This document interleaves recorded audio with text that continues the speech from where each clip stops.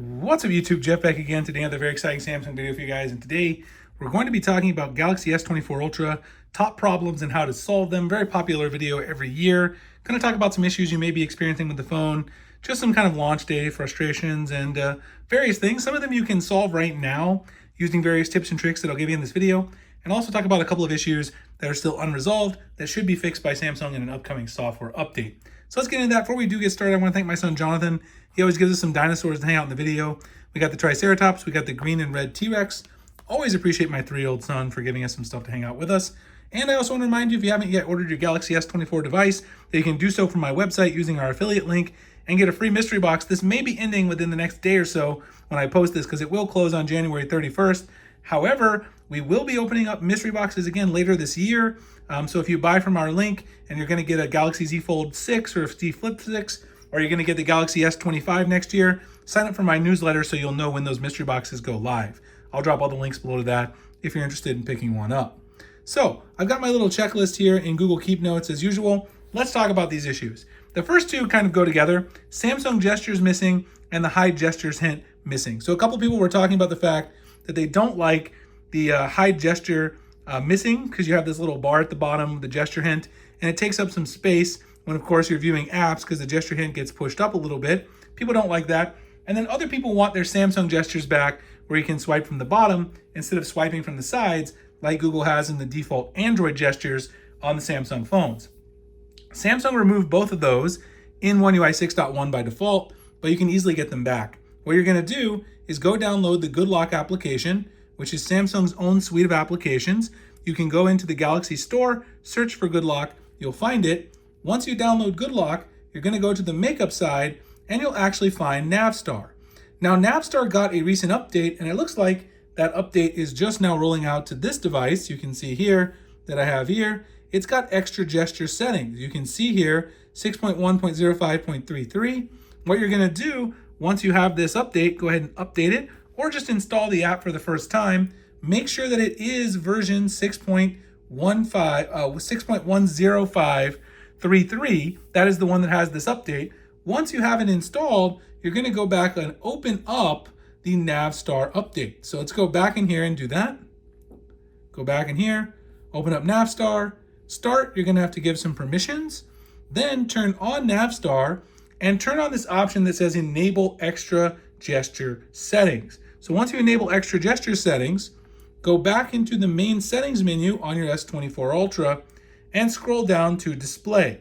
Once you go in there, you can scroll down here, navigation bar, and then here under more options, you'll be able to enable the Samsung gestures, which are the swipe from bottom gestures. That brings those back.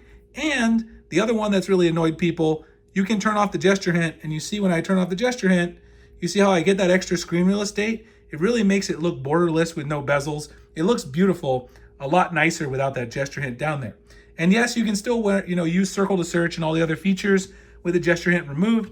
I actually made a full video on this detailing how it works and everything. If you want to go check it out, I'll drop the link below. The next thing is battery life issues, and this is always a common problem or question or concern whenever there's any new Samsung phone out. And I always get a lot of messages, people asking me to talk about how to improve battery life or mitigate some of the issues that you might be experiencing. There's a lot of things you can do. It really just depends on how much you want to limit the performance of your phone. I can give you some of the best tips that I use to get the best battery life. The first one is Samsung has the ability inside the settings to change your performance profile from the standard to the light profile. So if you scroll down here, device care, which has actually been stripped away from the battery menu, and you go in here, you'll find right below all this information about your storage and memory. Performance profile is right here. If you change this from standard to light, it prioritizes battery life and cooling efficiency over processing speed, which definitely will improve your battery life over time. This is one of my favorite tips for improving battery life. There's a lot of other things you can do, but this is one of the things that for me has definitely improved the way I get, maximum screen on time out of my phone. Other things you can do, of course, you can make sure that you're got the always on display off when you're not going to be using it, because the always on display does take some extra battery, particularly if we have the new feature that shows the wallpaper. There's also settings inside the battery menu itself which allow you to do this, namely these two, power saving and background usage. Background usage with put unused apps to sleep allows you to save some battery, but you do have to be careful here because if you use a lot of social media and messaging apps, if you choose to put unused apps to sleep, it's going to put those to sleep and you might not get real-time notifications. So if you use this setting, I do encourage you to go in here and choose the applications that you don't want to ever be put to sleep so that you don't miss out on important notifications and things like that. You can also set up your power saving menu so that when you really need to get maximum juice, you can turn power saving on. You can do this with inside the quick toggles on your phone. You have all these set up so that it does exactly what you want. Turn off always on display, limit CPU speed, decrease brightness, limit app and home screen. And then when you switch it on, it's automatically going to do all of those things. Really nothing else in the battery menu to worry about aside from make sure if you want to turn on battery protection, if you're going to have the device for a long time, this will preserve the longevity of your device, but it also only charges it to a maximum at the end of the day of 80% or 85 or 90%, which you might not want if you need to get maximum juice out of your battery. The next one is spam calls. Don't we all get a lot of spam calls these days? And Samsung has a really nice way for us to deal with our spam calls, which is the text call option. Now, if you go into your phone menu, I'm going to make sure I don't have anyone's phone number here, put them on blast. But if you go into your phone menu and you go to the settings, you'll see this little orange dot, which means there's something new here. There's a couple of things. There's text call and live translate. Now, text call is the one that helps you deal with spam calls because, of course, we already have a spam filter built into your Samsung phone, but sometimes you're still going to get spam calls and you might not want to enter, into the call, deal with them because maybe you're doing something important. If you turn this on, the voice assistant on the Samsung device, Bixby, will answer the phone and allow it to kind of show you what the person is saying in real time. You can choose different voices. You can choose how fast the speech is going to be for the voice assistant. You can even create a custom voice that sounds like you, although it's kind of creepy. I did it in a previous video, and it definitely is a little creepy. I don't recommend that one. And you can choose quick responses. So if you accidentally screen a call, but you want to have the voice assistant ask something specifically, you can choose all of those and add as many as you want. I use this all the time for dealing with spam calls. It seems to frustrate people who are calling to try to scam you. They hang up instantly, you get on with your day, and you don't really waste any of your personal time. It's one of my favorite features that the Galaxy phones have. And of course, if you're coming from a Pixel, it's very, very similar to Google's version for the Pixel phones, but they do not have this yet on iOS. The next is one-handed use. There's a couple of ways that you can mitigate how tall this phone is. So obviously, it's a very tall phone, and sometimes it's going to be difficult for you to deal with this in a one-handed way. So if you go to settings and you search for one-handed mode, it's actually in the advanced features, but it's buried a little bit. You'll find one-handed mode right here, and what it allows you to do is temporarily scale down the display for easier control of your phone. So if you turn this on, you can either have the gesture or a button. The gesture is to swipe down the center of the bottom edge of the screen. Now, basically the way this works is you just swipe down here, then you can go ahead and just swipe down in the center. It'll turn one-handed mode on. You can double tap back here. Once you go out of the screen, you'll get back as soon as you close the device and go right back in. So it's easy to get in and out of one-handed mode. This is one way that you can use it. Another thing you can do for one-handed operation, which I actually prefer, is you can go into GoodLock and download the module called One Hand Operation Plus. It's on the Life Up side. What One Hand Operation Plus allows you to do is it allows you to use these gesture handles on the left or the right to control various actions. Now, what I typically do is I map my left handle to have a widgets pop up, and I'll show you what it looks like. It looks like this. I get my widgets pop up, and I can add different widgets here that are of use to me. And then when I long swipe up, I get my quick launcher, which has got all my different applications. And then this gives me my quick settings when I do a long swipe down. So One Hand Operation Plus has a lot of amazing features. I definitely recommend you dig into them. I'll have a deep dive into this application and all the GoodLock applications. If you want to learn more about the GoodLock applications in general, I'll drop a link below to my Essential Apps video for the S24 Ultra, where I talk about what this one does in detail, along with all of the other GoodLock apps as well. But for one-handed mode, I definitely prefer this over the swipe down gesture that comes inside the standard settings. The next thing is camera issues. Now, there really is not much shutter lag on the S24 Ultra. In fact, it's some of the most impressive performance I've seen from Samsung when it comes to mitigating shutter lag on this device. They always have some, but in my opinion, it's been very good. I've seen very, very minimal shutter lag from this. Obviously, it's right up against my desk here, so with it being so dark, it's not gonna perform. It's gonna take a minute because it was doing night mode. But if you are experiencing some shutter lag or other issues with your camera, one way you can help mitigate them is using the Camera Assistant application, which also comes inside GoodLock. Now, if you're using a US version of the Galaxy S24 Ultra that's unlocked, once you install Camera Assistant from GoodLock, you're gonna see it inside the standard settings menu for your camera.